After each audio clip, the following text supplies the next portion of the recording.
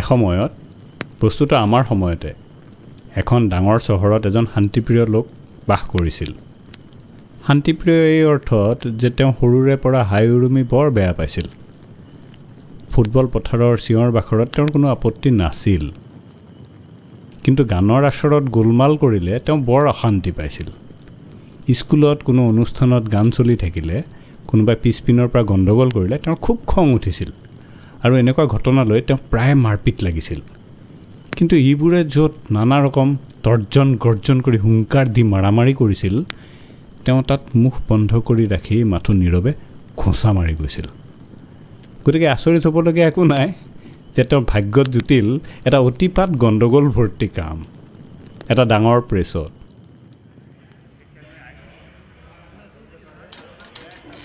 তেওঁ গোটেই দিনটো বহি বহি প্ৰুফ চায় আৰু জব প্ৰিণ্টিঙৰ তদাৰক কৰে।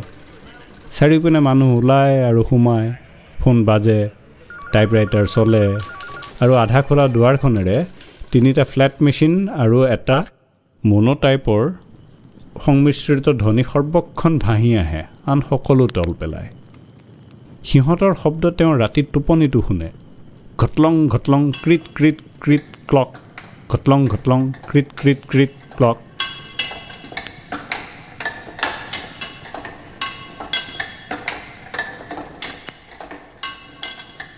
তেওঁ মাজে মাজে মূৰৰ বিষৰ টেবলেট খায়, পানী খায়, আৰু এখন চিত্ৰনাট্য ৰচনা কৰাৰ কথা ভাবে।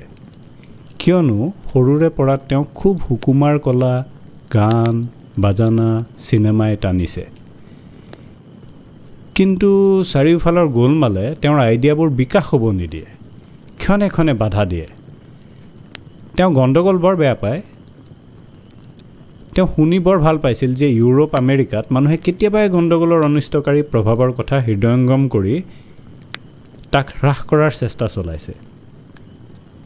হাৰ্লি ষ্ট্ৰীটৰ বিশেষজ্ঞ ডাক্তৰসকলে মানুহৰ স্নায়ুৰ কৰ্মক্ষমতাৰ ওপৰত গণ্ডগোলৰ ক্ৰিয়া সম্বন্ধে ডাঙৰ ডাঙৰ প্ৰবন্ধ লিখিছে। এনেকৈ জীৱ জন্তুৰ ওপৰত চলোৱা পৰীক্ষাৰ পৰাও হেনো দেখা গৈছে যে গণ্ডগোলে ভাইৰাছ প্ৰৱণতাও বঢ়াই দিয়ে, বিশেষকৈ পলিঅমা ভাইৰাছ, যিটোৱে কেঞ্চাৰ জাতীয় টিউমাৰ ঘটায়। আৰু 1933 চনতেই লৰ্ড হৰ্ডাৰৰ সভাপতিত্বত এটা এণ্টি নইজ লীগ অৰ্থাৎ গণ্ডগোল বিৰোধী সংঘ গঠন কৰি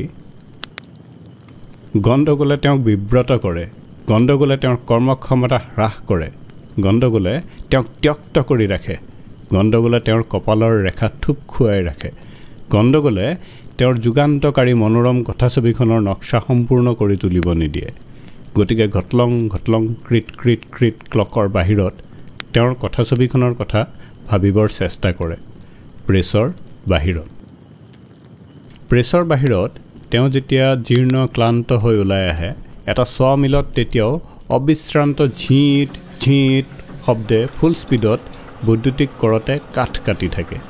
সেইটোৰ কাষতে এটা ঝালাইৰ প্ৰতিষ্ঠান, তাত টিনপাত কাটে, নিউমেটিক ড্ৰিল ঘূৰে। তেওঁ বাছত উঠে, ঠেলা হেঁচা হৈ হাল্লা, প্ৰতিখন বাছৰে প্ৰতিটো পাৰ্ট লুজ, নাট বল্টু স্ক্ৰু দুৱাৰ খিৰিকী সমস্ত ঢিলা।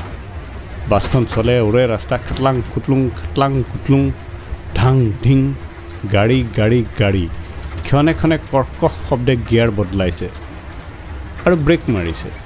ৰিক্সা, স্কুটাৰ, ট্ৰাক, লৰি, অসংখ্য ইঞ্জিনৰ অসংখ্য শব্দ, অসংখ্য হৰ্ণ, পেঁ পোঁ পেঁ পোঁ পেঁ পোঁ, টিট টিট টিট টিট। পাইপলাইন মেৰামত হৈছে, হাতুৰিৰ টং টং আৰু চাহ চাহকৈ ৱেল্ডিং চলিছে। ট্ৰেঞ্জিষ্টাৰৰ পৰা ফিল্মৰ গান, এটা শোভাযাত্ৰা, শ্লোগান, ঢোল বজাই বজাই এডল হিন্দুস্তানী মানুহ পাৰ হৈ গ'ল।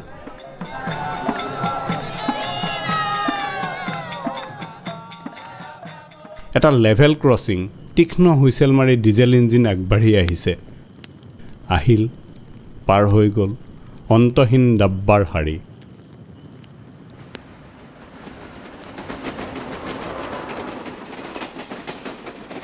খট খট খট খট। শান্তিৰে একদণ্ড এটা কথা চিন্তা কৰিব পাৰিনে? প্ৰতি মুহূৰ্ততে অবাঞ্ছিত বিৰক্তিকৰ শব্দৰ ঢৌৱে চিন্তাৰ গতি পৰিৱৰ্তিত কৰি নিদিয়েনে?